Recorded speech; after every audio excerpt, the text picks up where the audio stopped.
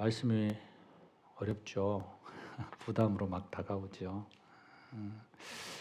자본론과 공산당 선언으로 잘 알려진 사람이 있습니다. 우리가 너무나 잘 아는 칼 마르크스이죠. 그는 책상에 앉아 있는 생각만 하는 철학자들을 되게 싫어했던 것 같습니다. 그래서 그는 이런 말을 남겼죠. 철학자들은 단지 세상을 서로 다른 방법으로 해석하는 데 그쳤을 뿐이다. 그러나 중요한 문제는 세상을 변화시키는 것이다 라는 거죠. 그는 세계를 해석의 차원에서 본 것이 아니라 변화의 차원에서 보았던 거예요. 그래서 공산주의의 핵심은 변화거든요. 그래서 사람들은 또 공산주의와 기독교 세계관이 이 성경에 기반을 두고 있다라고 말하는 사람들도 있는데, 실은 거의 공산주의와 기독교 세계관이 일치하는 점을 찾아보기가 어렵습니다. 그런데 굳이 하나를 꼽는다면 오늘 이 칼 마르크스가 얘기했던 해석의 차원이 아니라 변화의 차원으로 파악한다라는 것은 좀 비슷한 것 같아요. 그러면 이 변화의 차원으로 보면 우리가 이 교회를 이렇게 들여다볼 수 있죠. 이 교회를 보면서 복음의 능력으로 가장 변하기 힘든 해석의 차원에만 앉아 있는 그런 사람들은 어떤 사람일까요? 혹시 옆 사람을 보고 계시지는 않습니까? 이럴 때는 요나가 생각이 나요. 요나를 거꾸로 하면 나요 이렇잖아요. 아마도 오랫동안 각자의 틀에 갇혀 있어서 신앙생활을 하는 사람들이지 않을까라는 생각을 해봅니다. 그들 스스로는 이렇게 얘기하거든요. 내가 교회 다닌 지 몇 년인데, 내가 언제부터 예수를 믿었는데, 이렇듯 자랑스럽게 말하지만 그들 안에는 항상 보수적인 변화를 싫어하는 그러한 마음이 항상 같이 있습니다. 이런 점에서 우리 교회는 너무 귀하고 본이 되는 그런 교회에 있지 않나라는 그 생각을 좀 해봤어요. 32년이 된 교회잖아요. 그런데 여전히 변화하고자 애쓰는 성도들이 있다라는 거죠. 힘들지만 조금씩 성령님의 도우심을 바라고, 예수님이라면 어떻게 하셨을까? 예수님을 닮기 위해서 노력하고 변화를 추구하고 있는 그 모습들 안에서 우리 교회는 참 건강하고 좋은 교회다라는 그런 확신이 섰습니다. 저만 그런가요? 그럼 아멘 해줘야 되지 않나 이럴 때는? 맞습니다. 저는 권사님들이나 교우들을 보면서 그런 생각들을 좀 해요. 그 연세에도 여전히 변화하려고, 주님이 기뻐하는 일에 헌신하려고 그렇게 애쓰는 모습들이 보이거든요. 오늘 본문을 보면 처음 이렇게 시작해요. 그러므로. 이 접속사는 앞에 말을 이렇게 그래서 이어가는 접속사잖아요. 그러니까 그러므로라는 이 안에는 바로 앞에 1장 32절 말씀을 그대로 받아오는 거죠.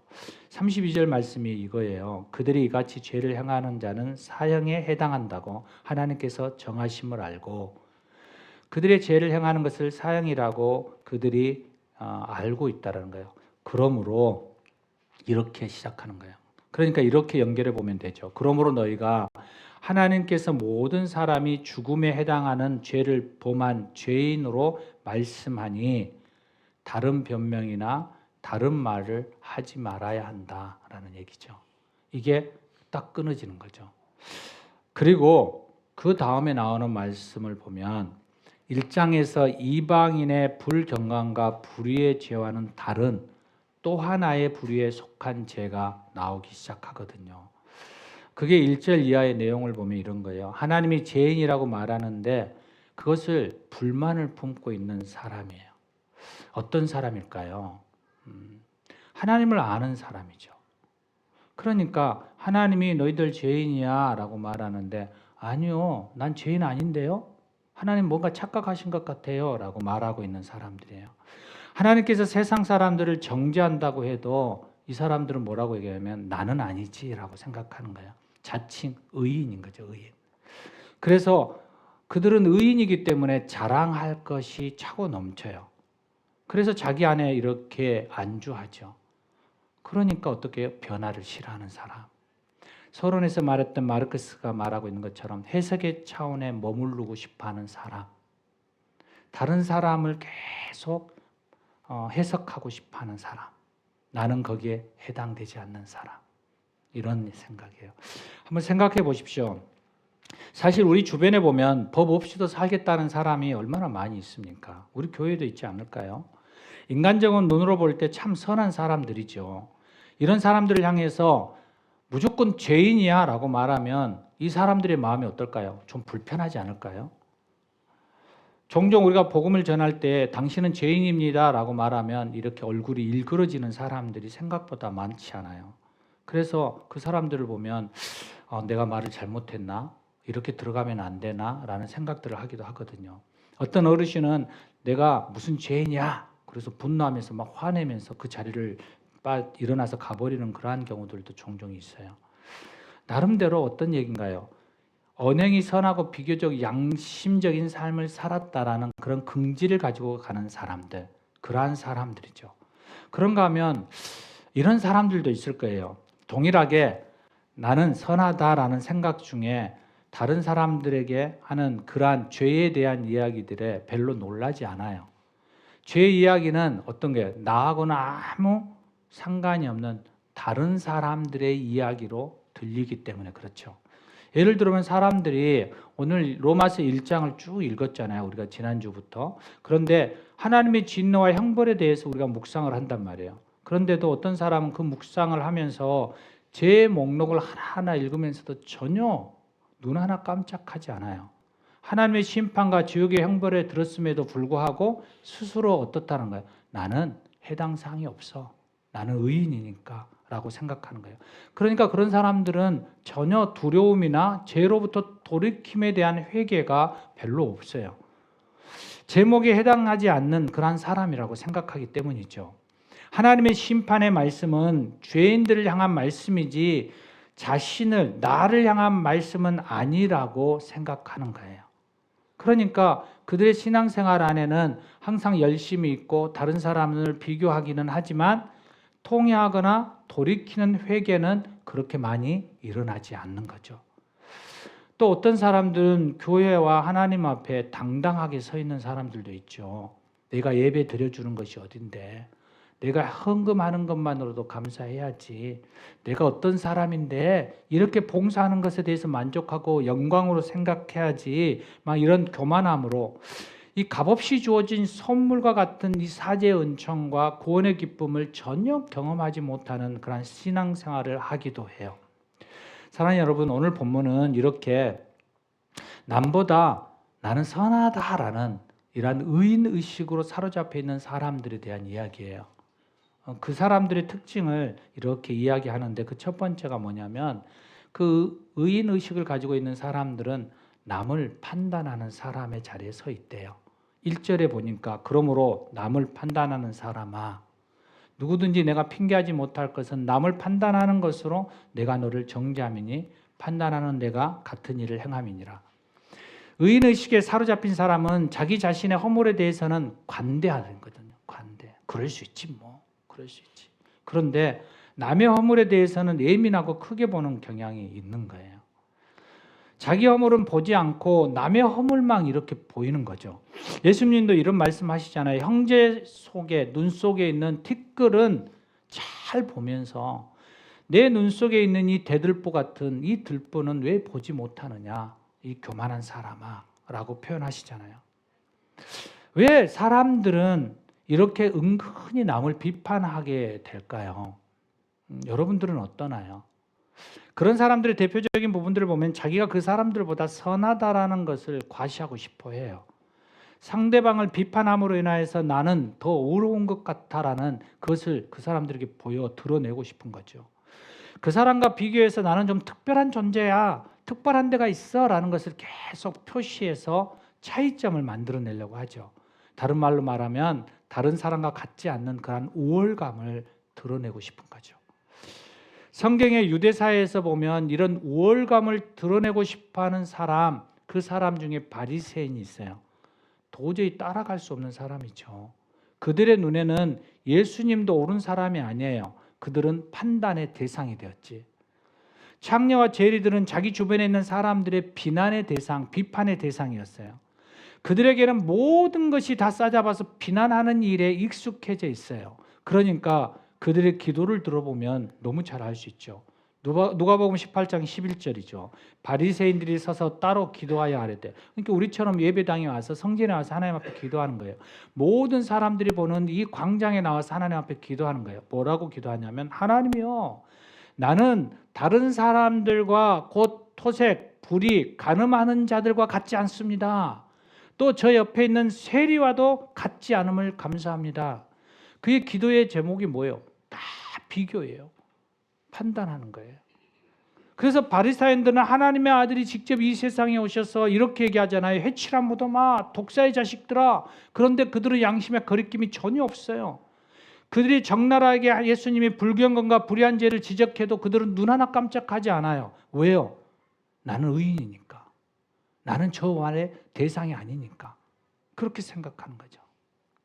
여러분, 우리 안에도 다른 사람과 비교해서 좀 의롭다라고 생각하고 있는 그러한 모습이 있다면 여러분, 이것은 하나님 앞에 죄예요. 이건 무서운 독선이고 무서운 교만이기 때문에 그래요. 오늘 바리새인과 비교되는 한 사람이 있잖아요. 그 사람은 바로 세리가 하는 기도이죠. 세리가 하는 기도. 바로 이어서 세리가 바리새인의 기도가 끝나자 기도하죠. 그는 감히 눈을 들어 하늘을 우러러보지 않아요.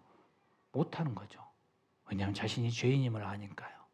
그래서 가슴을 쳐요. 하나님, 나를 불쌍히 여겨주세요. 나는 죄인입니다. 나는 죄인입니다. 바리새인은 자신의 죄는 보지 않고 남의 죄만 보는 사람으로 은혜가 흘러가지 않아요. 우리는 그런 사람을 뭐라 그러나요? 밥맛이다 그러잖아요. 밥맛이라고. 세리는 자기 죄를 가지고 하나님과 직면하는 자세로 계속 나아가요. 그래서 성경은 이 두 사람을 두고 이렇게 얘기하잖아요. 세리가 바리새인보다 의롭다 하심을 받고 집으로 내려갔다는 거예요. 사지함을 받고 갔다는 거예요.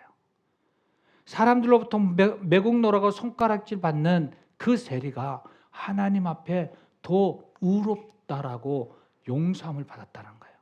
세리가 의롭다 하는 것은 무슨 말이에요? 하나님이 그 죄를 사하노라라고 말씀하셨다는 거죠. 스스로 의롭다던 교만한 바리새인은 거절당했는데 스스로 죄인이라고 고백하며 겸손히 하나님 앞에 나온 세리는 하나님 앞에 연락되었다라는 이야기예요.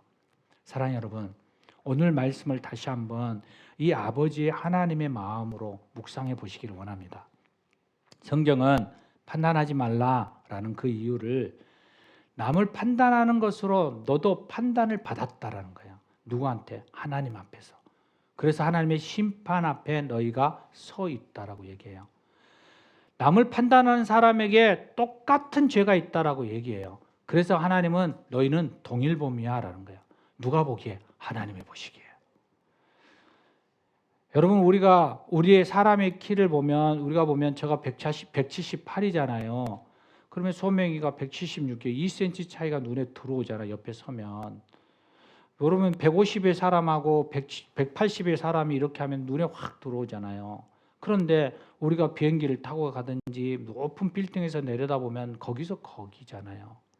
하나님의 거룩함을 보고 우리를 보면 도토리 기적이죠. 죄를 많이 지으나 적게 지으나 다 거기서 거기죠. 그래서 하나님께서 너희들 동일범위야. 너희들 똑같아라고 말하는 거예요. 누가요? 하나님이요. 하나님이 보시기에 그렇다는 거죠. 그래서 3절에 보면 이런 일을 행하는 자를 판단하고도 같은 일을 행하는 사람아 내가 하나님의 심판을 피할 줄로 생각하느냐. 기준이 어디예요? 하나님이에요. 하나님. 우리의 죄에 대한 기준은 사람이 아니고 하나님이 되어야 한다라는 거예요. 그래서 하나님이 볼 때 너희가 좀 선하고 옳다고 해서 다른 사람을 비난하고 비판하고 그들에게서 계속적으로 그것을 드러내는데 내가 보기에는 개찐 도찐이야. 거기서 거기야 라고 얘기하는 거예요. 너희들은 동일하게 내 심판대 앞에 설 수밖에 없어 라고 얘기하는 거죠. 사랑하는 여러분, 우리 안에 남의 죄가 자기 눈에 자꾸만 드러나 보이면 그것이 내 안에도 있다라는 얘기예요. 그게 동일한 우리 안의 모습이에요. 그럴 때는 나를 돌아볼 수 있어야 돼요. 누군가가 어떤 행동을 했을 때 내 안에 분노가 일어나잖아요. 화가 일어나잖아요. 그것은 그 모습에 내가 상처를 받았거나 그 모습이 내 안에 있는데 내 자신이 용납이 안 될 때 우리는 상처가 되고 화가 나는 거예요. 무슨 말이냐면 동일한 그러한 상황이 내 안에도 있다라는 거예요. 그러니까 그것이 크게 보이는 거죠. 하나님이 그 얘기를 하는 거예요. 동일하다라는 거예요. 동일하다. 그래서 다른 사람을 편단하고 비난하고 그것을 드러내기보다 그냥 하나님의 눈으로 그것을 좀 보아라. 오늘 찬양처럼 하나님의 시선으로 그들을 좀 바라보아라고 얘기하는 거죠. 두 번째로 의인의 의식을 가진 사람은 자신의 형통이나 행복이 자기가 선에서 받은 복이라고 착각해요. 4절을 보면 혹 내가 하나님의 인자하심이 너를 인도하여 회개케 하심을 알지 못하여 그의 인자하심과 용납하심과 같이 참으심의 풍성함을 멸시하느냐. 여기서 말하는 사람은 하나님의 인자하심을 많이 받은 사람이에요. 그렇죠? 여기서 말하는 사람은 하나님의 용납하심을 경험하며 살았던 사람이에요.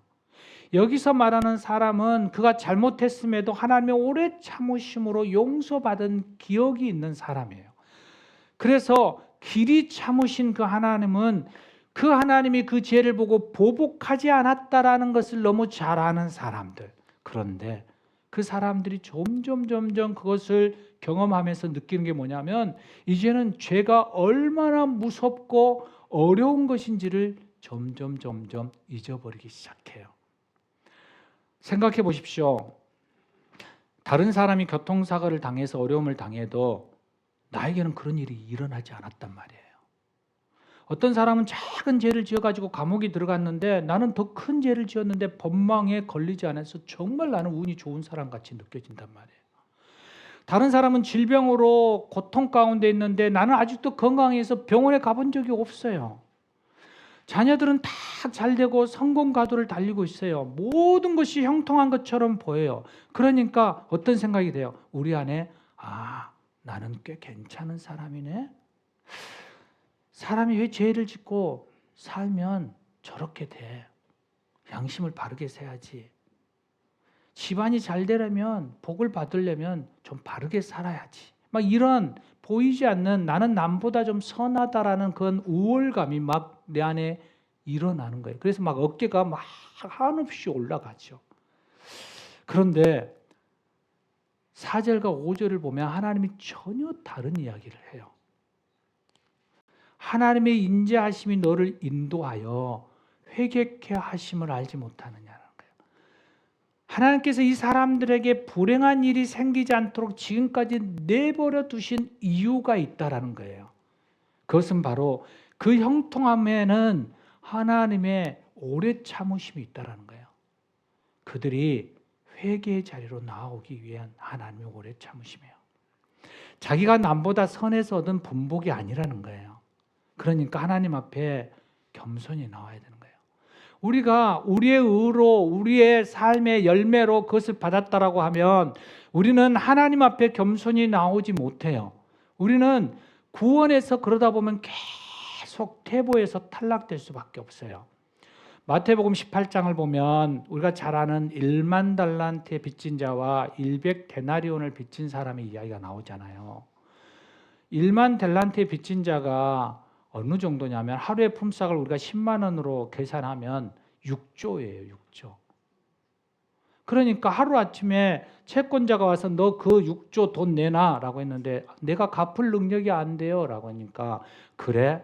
그러면 내가 용서해 줄게. 내가 탕감해 줄게. 그냥 다 없던 걸로 해 줄게 라는 거예요. 여러분 얼마나 행복하겠어요. 너무 기뻐요. 너무 행복해요. 감사합니다. 감사합니다. 수백 번 절을 하고 이제 그 문을 나왔어요. 그리고 길을 가는데 하필이면 채무자를 만난 거예요. 100데나리온. 1000만 원밖에 안 돼요. 6주에 비하면. 그런데 그 사람을 만나서 어떻게 하나요? 1000만 원 내놔. 왜 못 내? 내놔 지금 당장. 너무 화가 나요. 조금 전에 기쁨과 감사는 어디로 사라져 버렸어요. 그리고 경찰에 고소해 버려요. 사랑하는 여러분, 너무나도 어이없는 이야기지만 세상에 강자와 약자가 행해지는 수많은 이야기들의 사건들의 이야기예요. 그런데 세상 속에서만 아니요. 우리 믿음의 사람들 안에서도 너무 많이 드러나는 악함이에요. 하나님의 사랑을 받고 죄 용서와 구원을 받는 이 육조와 같은 탕감을 받았는데 우리는 우리의 삶 가운데 길이 참음의 용서와 사랑을 실천하지 못하고 어려워하고 조그마한 마음의 상처도 조그마한 어떠한 상황 속에서의 어려움도 조그마한 어떠한 손해도 보지 않으려고 발버둥치며 우리는 동일하게 그들을 고소하고 고발하는 하나님 앞에 억울함을 드러내는 그러한 삶을 살아갈 때가 얼마나 많느냐라는 거예요. 여러분이 하나님이라면 이 1만 달란트 빚진 자에게 어떤 판결을 내리시겠습니까?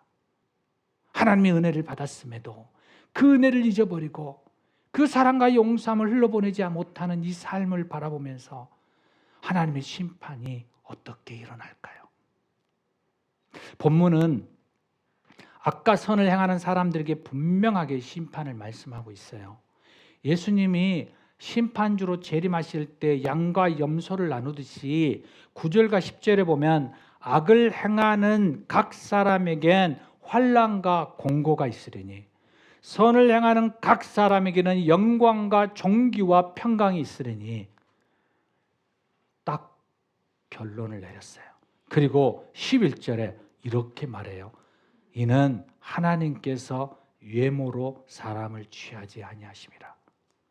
우리의 드러나 있는 그 모습만을 하나님은 보시지 않는다라는 거예요.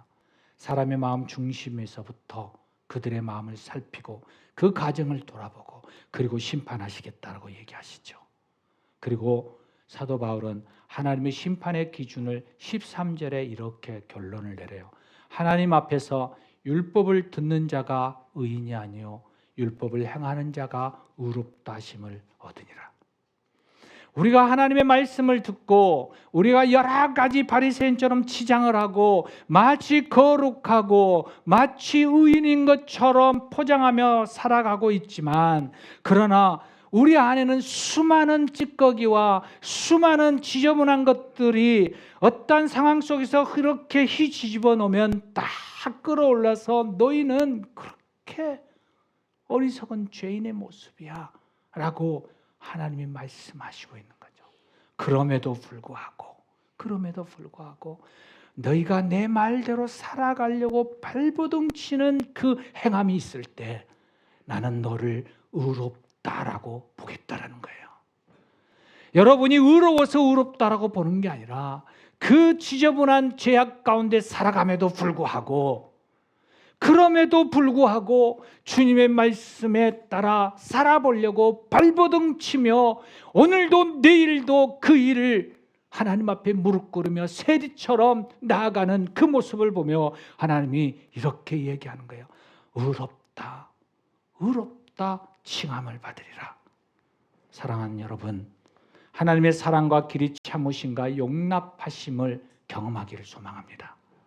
그럴 때 다른 사람에게 그 행함을 통한 은혜가 흘러갈 수 있음을 기억하십시오. 우리가 마지막으로 한 번 더 살펴보고 싶은 것은 의인의식에 사로잡힌 사람은 자기의 양심을 속이는 사람이라고 얘기해요. 14절을 보면 율법이 없는 이방인의 본성으로 율법의 일을 행할 때는 이 사람은 율법이 없어도 자기가 자기에게 율법이 되나니 이런 얘기예요. 이방인은 유대인이 가지고 있는 율법을 가지고 있지 않잖아요. 우리가 대한민국 사람으로 헌법과 사법부의 법을 집행하고 그것을 지키며 나아가잖아요. 그러면 우리는 하나님의 사람이니까 하나님의 법을 지키며 또 살아가죠. 서로 상반되는 게 아니에요. 둘 다 지켜야 되는 거죠. 우위를 높이면 우리는 하나님의 법을 우위예요. 상위법으로 두죠. 그런데 그렇다고 하위법을 우리가 안 지켜도 되느냐? 아니요. 지키셔야죠. 왜냐하면 이 하위법은 상위법에 속해 있으니까요. 그런데 이방인에게 있어서 이 상위법인 하나님의 율법이 그들에게 있나요? 없나요? 없어요. 하나님을 모르니까요. 그러면 이들은 율법이 모르니까 자기 좋은 대로 자기 마음대로 살아도 하나님의 심판대 앞에 섰을 때 죄라고 말할 수가 없잖아요. 그들이 하나님이 너 죄 지었어 라고 말하면 그들은 뭐라고 얘기해야 돼요? 하나님을 몰랐어요. 나는 율법을 몰랐어요. 하나님이 그렇게 말씀하시는 걸 몰랐어요 라고 말하면 하나님이 그것을 어떻게 처벌해요? 몰랐다는데. 그래서 그들에게 하나님이 주신 게 있어요. 그들에게 양심이라는 걸 준 거예요. 그들이 살인을 하고 나면 마음에 죄책감이 생겨요. 불편함을 가져요. 이 양심이 율법의 구실을 하게끔 만들어 놓았어요. 하나님이 이 잠금잔치를 우리 안에 넣어두었다는 거예요. 하나님의 형상 가운데. 그게 15절이에요.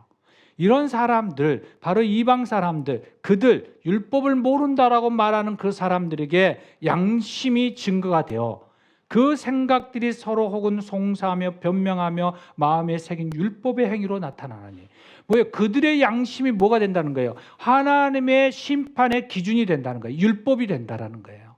그래서 우리의 양심은 하나님을 모르는 사람들에게 어느 정도의 선과 악을 기준을 논할 수 있는 기능이 주어진 거예요. 그래서 율법을 모른다 할지라도 그들 마음속에 고통이 일어나고 송사가 일어나고 변명이 일어나서 내적인 갈등이 일어날 때 그것이 하나님 앞에 과정 안에 하나님 앞에 고소가 되어지는 양심의 고소가 이루어진다라고 얘기하는 거예요. 그러므로 남보다 선하게 여기는 사람은 없어야 돼요. 판단할 수 없다라는 거예요. 그가 정말 율법을 모른다 할지라도 양심적인 사람이라면 자신도 남보다 그렇게 선하다라는 명상에 빠질 수 없다라고 하나님이 말씀하고 있는 거예요. 사랑하는 여러분, 오늘 분명하게 유대인은 율법으로 심판을 받고 성경을 모르는 사람도 자기 양심의 고발로 심판을 받는다라는 이 사실을 우리에게 말씀하시면서 하나님 앞에 나아가는 모든 사람들이 하나님의 공의 앞에 이렇게 설 수밖에 없는 상황을 말하고 있어요. 사랑하는 본성가족 여러분, 우리는 지금까지 스스로 선하다라는 그러한 생각을 가지고 살아왔다라면 오늘 이 시간 다시 한번 그 생각을 돌아보기를 원합니다. 오늘 선하다고 말하는 사람들의 특징을 보면서 판단하기 좋아하고 자기 죄에 대해서는 너무 관대해서 둔감하고 자기의 형통이 자기의 선의 대가처럼 생각하는 그러한 착각을 하고 율법과 자기 양심을 거스르며 살아가고 하나님의 심판에 대한 준엄함을 모르는 그러한 특징을 가지고 가는 그 사람들에게 주님은 뭐라고 얘기하냐면 교만이라고 얘기해요. 그 교만함을 이 시간 버리시기를 주의 이름으로 부탁드립니다. 그 교만함을 버릴 때 우리는 하나님의 사랑의 결정체인 예수 그리스도의 십자가의 구속의 은혜 앞에 다시 나아갈 수 있는 거예요. 내가 죄인임을 처절하게 느낄 때 우리는 그 십자가의 사랑이 더 크게 우리를 주장하고 더 감싸 안는 것을 우리는 경험하게 되어진다는 거예요. 사랑하는 여러분, 사순절을 보내면서 그렇게도 노력하며 쌓으려고 했던 자기의 선, 자기의 의가 하나님 앞에 이렇게 드러낼 수 있을 만큼 큰 것이 아님을 여러분 깨닫기를 소망합니다. 높은 곳에서 내려다보는 그러한 개찐 도찐되는 그러한 모습인 것을 우리는 기억해야 합니다. 그래도 나는 남보다 선해라고 생각하는 그러한 마음이 든다면 여러분 그 마음은 구속의 은혜인 복음 안으로 들어가는 그 길에 걸림돌이 될 수밖에 없어요. 철저하게 여러분 안에 그 마음을 내려놓으십시오. 나는 남보다 더 의로워. 이 모습을 여러분 철저하게 여러분 안에서 지우십시오.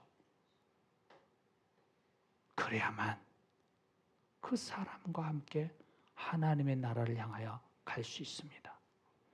서로 손을 잡고 이 공동체 안에서 그 하나님의 뜻을 바라보며 한 방향으로 갈 수 있다는 거예요. 그러므로 사랑하는 여러분, 나는 죄인입니다. 나를 긍휼히 여겨 주옵소서.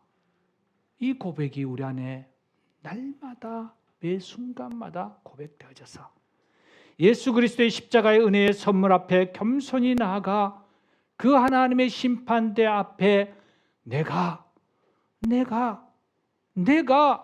나를 인정해 줌으로 인하여서 내가 그렇게 살아가려고 발버둥 치는 그것으로 내가 너를 의롭다 함으로 선고한다라고 말씀하시는 그 말씀 앞에 서는 저와 여러분 되시기를 주의 이름으로 축원합니다.